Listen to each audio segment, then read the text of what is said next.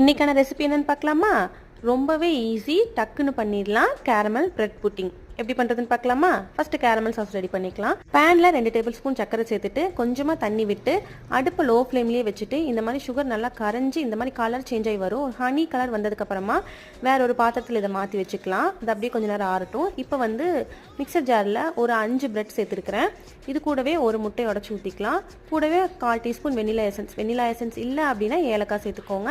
மறுபடியும் 2 table spoon சக்கரை சேர்த்துட்டு ஒரு 1/2 டம்ளர் பாலும் சேர்த்துட்டு நல்லா நைஸாக அரைச்சி எடுத்துப்போம். நம்ம ஆல்ரெடி கேரமல் சாஸ் ரெடி பண்ணி வச்சுக்கிற பாத்திரத்திலேயே இதையும் நல்லா வடிகட்டி சேர்த்துக்கலாம்.